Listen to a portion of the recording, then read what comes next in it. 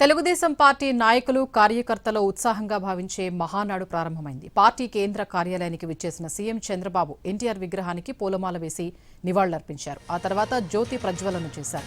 ఈసారి హైబ్రిడ్ విధానంలో టీడీపీ మహానాడును నిర్వహిస్తోంది. 1875 క్లస్టర్ల నుంచి లక్షలాది మంది పాల్గొనేలా ఏర్పాట్లు చేశారు. పార్టీ కేడర్లో ఉత్సాహం కొనసాగించేలా 2 రోజుల షెడ్యూల్ను రూపొందించారు. ఈసారి మహానాడులో 20 తీర్మానాలు చేయనున్నారు. ఇందులో ఏపీకి చెందినవి 10, తెలంగాణవి 4, ఉమ్మడి తీర్మానాలు 4, అండమాన్ తీర్మానం 1 కాగా ఆఖరిలో ముఖ్యమైన రాజకీయ తీర్మానం ఉంటుంది. ఈసారి మహానాడులో జన్జీతో చంద్రబాబు ముఖాముఖి నిర్వహించనున్నారు.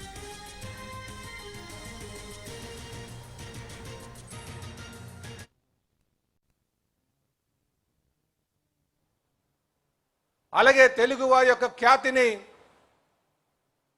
దేశ నలుమూల వ్యాపించి చేసినటువంటి తెలుగుదేశం పార్టీ వ్యవస్థాపకులు కీర్తిశేషులు నందమూరి తారక రామారావు గారికి ఘన నివాళులు అర్పిస్తూ మరి ఈరోజు మహానాడు అంటే కేవలం ఒక సమావేశమే కాదు,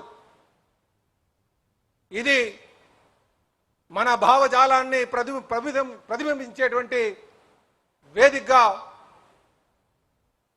అలాగే మన ఐక్యతను చాటేటువంటి ఒక వేదిక, అలాగే మన భవిష్యత్ కార్యాచరణాన్ని రూపుదిద్దుకున్నటువంటి ఒక వేదికగా ప్రతి ఒక్కరూ భావించాలని చెప్పి ఈ సందర్భంగా తెలియజేస్తున్నా.